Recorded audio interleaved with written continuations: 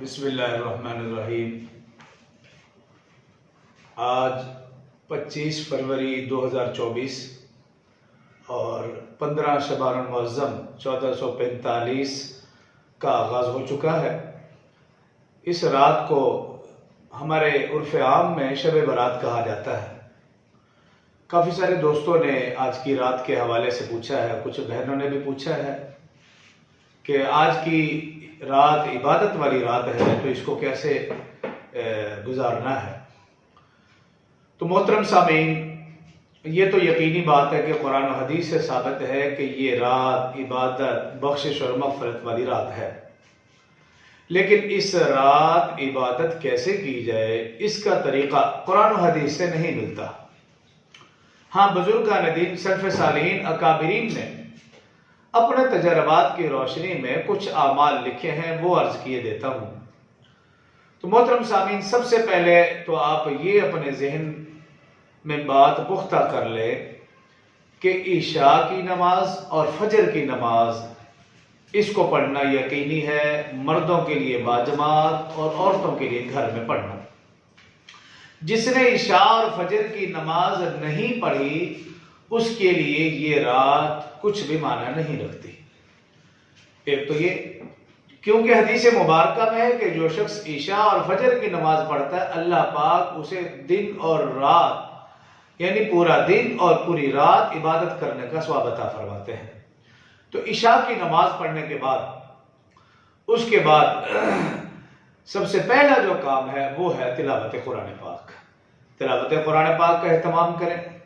اس میں آپ اگر سمجھتے ہیں کہ میں چند صورتیں پڑھوں تو سورہ یاسین ہے، سورہ ملک ہے، سورہ واقعہ ہے، سورہ رحمان ہے، سورہ بقرہ کا آخری رکوع ہے، سورۃ الحشر 28واں سپارہ اس کا آخری رکوع ہے، تو یا جو بھی آپ آسانی سے پڑھ سکتے ہیں قرآن کا وہ حصہ پڑھیں۔ اس کے بعد آپ کچھ دیر تسبیحات کا اہتمام کر لیں۔ تسبیحات میں جو سر فہرست ہے وہ ہے پہلا کلمہ، جتنا زیادہ سے زیادہ ہو سکے کم از کم 100 مرتبہ۔ اس کے ساتھ ساتھ آپ تیسرا کلمہ جتنا زیادہ ہو سکے کم از کم 100 مرتبہ، اور اس کے ساتھ استغفار کی تسبیح زیادہ سے زیادہ پڑھیں، کم از کم 100 دفعہ تو پڑھیں، ویسے کوشش کریں کہ 1000 مرتبہ استغفار کی تسبیح۔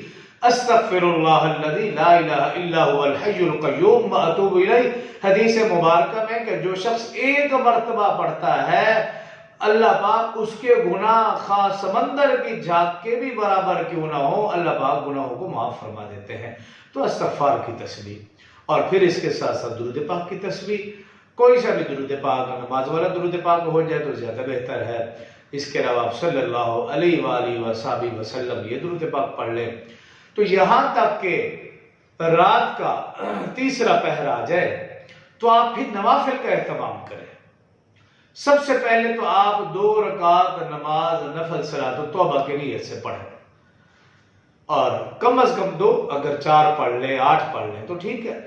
صلاۃ التوبہ کی نیت سے نفل پڑھنے کے بعد پھر اپنے لیے، والدین کے لیے، گھر والوں کے لیے، پوری امت مسلمہ کے لیے، اساتذہ کے لیے توبہ کی نیت سے آپ دعا کریں، اور اس کے بعد صلاۃ التوبہ کی نیت سے 2، 4، 6 یا 8 نفل پڑھنے کے بعد اس کے بعد صلاۃ الحاجہ کی نیت سے نفل پڑھیں، 2 پڑھیں، 4 پڑھیں، 8 پڑھیں، جتنے بھی آپ ہمت ہو۔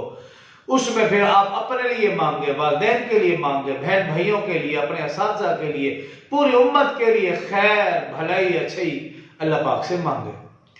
اور پھر تیسرے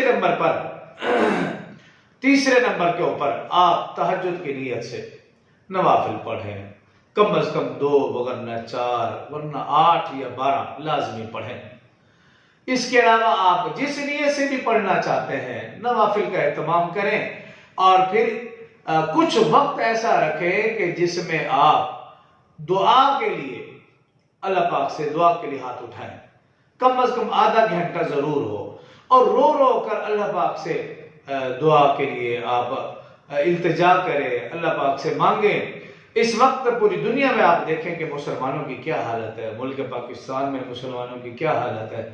اللہ پاک سے مانگیں اور خوب مانگیں، یہاں تک کہ سحری کا وقت ہو اور سحری کریں، اور روزے کا اہتمام حدیث مبارکہ میں ہے کہ رات کا قیام اور دن کا روزہ تو دونوں چیزوں کا اہتمام، رات آپ عبادت کریں گے تو قیام، اور دن کو روزہ رکھیں گے تو یہ عمل بھی ثابت ہو جائے گا، اور پھر روزے کا اہتمام کریں، اور روزے کے ساتھ ساتھ دن بھر اپنے آپ کو گناہوں سے بچائے رکھیں، اور پنجگانہ نماز کا خصوصی طور پر اہتمام کریں، اور سب کے لیے دعا کریں، میرے لیے بھی، جن جن لوگوں نے کہا ہے، جو کہنا چاہتے تھے نہیں کہہ سکے، سب کے لیے دعاؤں کا خصوصی اہتمام کریں۔